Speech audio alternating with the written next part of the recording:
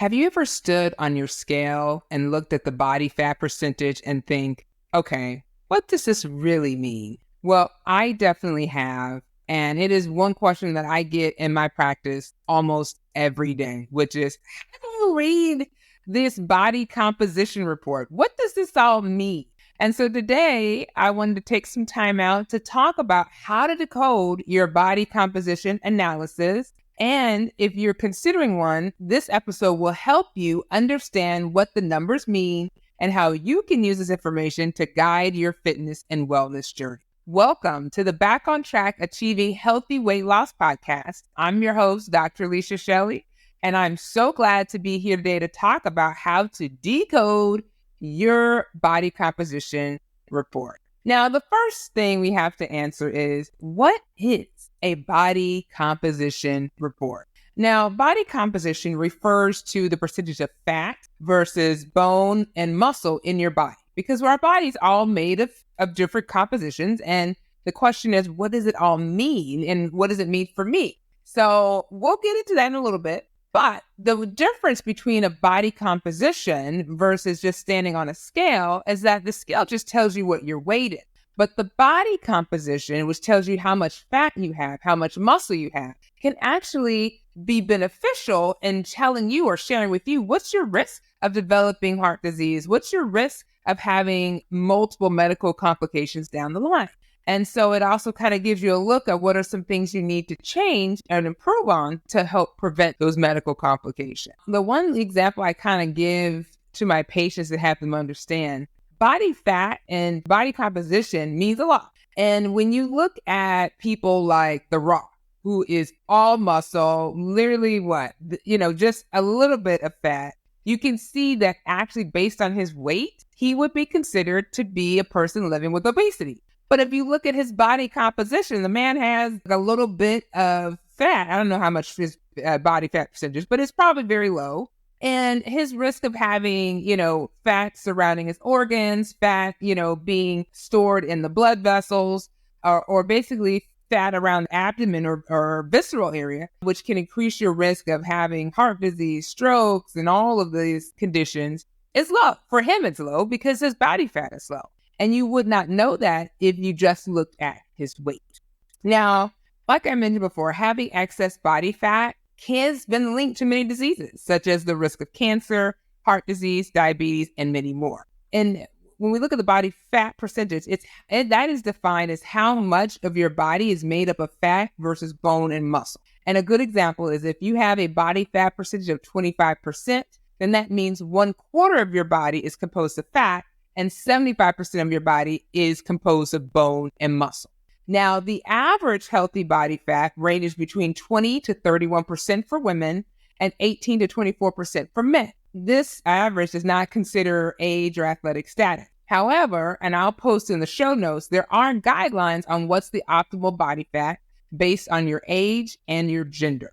So definitely look at the show notes to see where you are as far as in that range. Now, what is the difference between BMI and body fat, you may be thinking? So BMI stands for Body Mass Index, and it's simply just the ratio of your weight to your height. And that tool helps us to indicate what your weight status is, whether you're in the underweight category, normal category, overweight, and obesity category. And the two categories are, if your BMI is less than 18.5, you're considered in the underweight category. If your BMI is between 18.5 and 24.9, then you're considered in the normal category. If you're 25 to 29, you're considered in the overweight category. 30 to 34.9, you're considered in the obese class 1 category, obesity class 1. If you're in between 35 to 39, you're in the obesity class 2. And if you're more than 40 BMI, you're considered in obesity class 3. And what does that all mean? Well, the higher the obesity class, the higher your risk of mortality is. The reason being is that with extra weight, it can lead to more risk factors, not just diabetes, high blood pressure, but it can even increase your risk of cancer. So it's important to kind of have a plan, and we'll talk about this a little bit later as far as how you can live a more healthier life as well to help reduce those risks. Now, let's talk about how do you measure body composition. Now, there are different methods that are out there. There's some methods that have been out there for a while, such as your skin calipers. So skin calipers, you may have seen this, but basically a health professional will use calipers that kind of measure your skin fold thickness. So measure the areas where stored fat is commonly found. Now, with good technique, skin calipers can be fairly accurate. But of course, if somebody's not as used to using it, it may not be as accurate. Now, the measurements that are usually done are at the stomach, this side of the torso, the chest area, the upper thigh area, beneath the shoulder blade back here, your hip, and then your triceps or upper arms. And like I said, the accuracy is based on the person who's doing the measurement. So you want to make sure you have somebody who knows what they're doing. The next thing that we use is kind of like your body circumference or looking at your waist circumference, which is basically getting a measuring tape and just carrying it around your abdomen to see where you are. This technique actually looks at how much fat is in your abdomen or visceral area. And basically, the more visceral fat that you have, that can put you at more risk for cardiovascular disease. So it is important to kind of reduce that stomach fat as best as you can. But a lot of the other body parts that they use circumference is not only just the waist, but the arms, the chest, the thighs, and the hips. And and you can write that down and keep a journal of where you are. The next method is your bioelectric impedance. Now, this analysis sends an electrical current through your body and then measures the speed at which they travel. And it's the easiest method of measuring your body fat after the skin calipers, but the accuracy is only 50. So it's not 100%, but it's best for monitoring changes. So a lot of times we have these scales that give us our body fat and body water. I like to use them as how can I see, am I getting better? Am I getting worse? Versus because they may not be quite as accurate or fairly accurate, but it's good to kind of see that change as you lose weight. And as far as the accuracies with the body bioelectric impedance, it definitely depends on how hydrated you are. If you drink too much water before the test, you can appear leaner than you are. If you're dehydrated, then the test may say that you have more body fat than you do. So it is important to make sure that you are hydrated. The next way that we look at body composition is air displacement or the body pod, where you're sitting there in the body pod and a machine that looks like an egg, and they're basically measuring how much air your body displaces when you're in this machine, and it helps them to calculate your body density, which you can figure out your body fat level after that. Two more other ways how we look at body composition. One is through the dual X-ray absorptiometry, or the DEXA scan, is a low-level X-ray that finds out how much fat, muscle, and bone are in your body. It's quick and also includes bone in the assessment, so you can see if you have osteopenia, osteoporosis. But many people do like the bone density, and it's actually quite helpful in measuring muscle mass. The last one is your underwater weighing. When you're underwater, your lean tissue will sink and your fat float. And people with a higher amount of body fat weigh less underwater. And your underwater weight helps you estimate how much fat mass you have. And so the hydrostatic weighing measures not only the water displacement when somebody's fully submerged in water, because like I said before, fat floats and lean tissue sinks the water. And the more lean body mass you have, the heavier you'll be underwater. And hydrostatic or underwater weighing is considered kind of the gold standard for assessing body composition until other methods like the DEXA scan were developed. Now that we kind of know how we just, get our body composition report, the question is, what does it all mean? And so that's where you get to looking at the report. So here's an example of the body composition report that we do at our office. Now with this report, it actually is a paper that prints out. We use the bioelectric impedance because it's just a little bit easier to do in the office. And so the first thing that we see here is that it has the patient's weight, height, where their BMI is at the moment.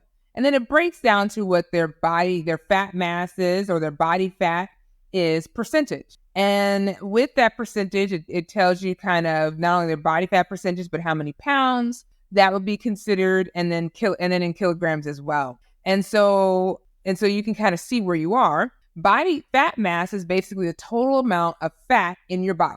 And body fat mass can increase as with age in both men and women through middle age, and is slow to decrease after the age 70. This is the one complaint I get from my patients, is that as they start to enter into that middle age, they notice that they're starting to get more body fat in their abdomen area. They're starting to find that it's a lot harder to lose weight. And a lot of it's just your body aging, but then also too, hormones as well play a role. Even in those people whose body weight does not increase with age, the body fat can still increase as lean body mass decreases. The one thing we worry about, especially in our seniors, is that as they start to lose weight, they can lose muscle too. And that body muscle can make them weaker, can make them at risk for, falling, fractures, things of that nature. So it is important that as you are as you are trying to lose weight, that you're also looking at your body fat to make sure you're still maintaining. I sometimes have people that don't like to do strength training. And so sometimes I have to say, hey, you don't need to be Arnold Schwarzenegger. You just need to, be able to tone to help maintain the muscle you already have. Now, fat mass can be closely linked to metabolic risk factors. Like I mentioned before, a lot of health diseases, such as if you have too much fat mass, it can lead to higher triglycerides, lower HDL or good cholesterol or high density lipoprotein cholesterol, which helps with protection of the heart.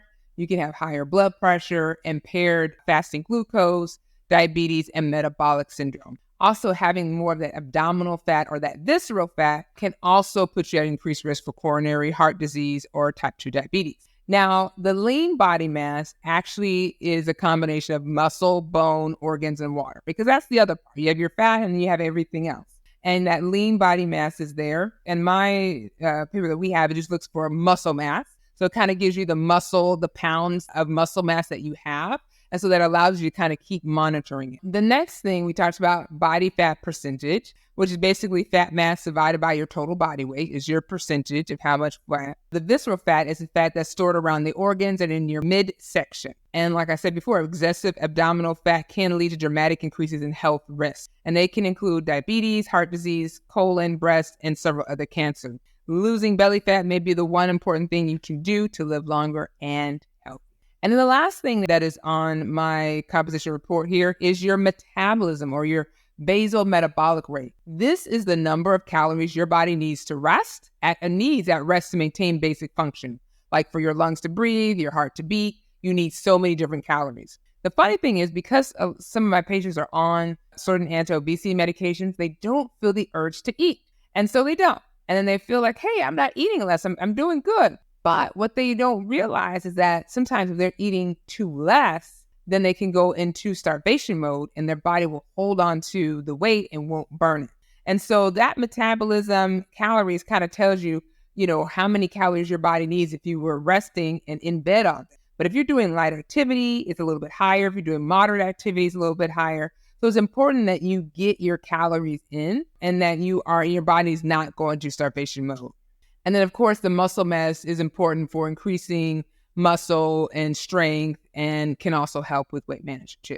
So the one thing I would say when you're looking at that body composition report and you're asking yourself, what does this all mean? I want you to compare it to your other one. So each week as you're doing your body composition report, whether it's on your scale or whether it's at the doctor's office, you want to compare to where you were before. And you may be so surprised at how much you've been able to accomplish just with doing a little bit of losing weight and just seeing that difference on the body composition report. So it's important to track it. If you have concerns about your body composition report, definitely talk with your doctor about it so that they can kind of walk you through it. But the other thing is, make sure you set goals about how can I help with improving my weight? How can I help with improving my health? I know that sometimes we can get so busy and there's a lot that we have to do, but it's still important that we take time out for ourselves and make sure that we live a more healthier life. And then if you need to, feel free to consult a professional, somebody who can help you with managing your weight and just explaining the body composition report as well. So in recap, we talked about how to decode that body composition report. What does it all mean? Why is it important? If you have any questions, just send me a question in the comments. Don't forget to like and subscribe this episode. Thank you so much for your time. And I hope the next time you get that body composition report, you feel a little bit more confident. All right. We'll see you next time.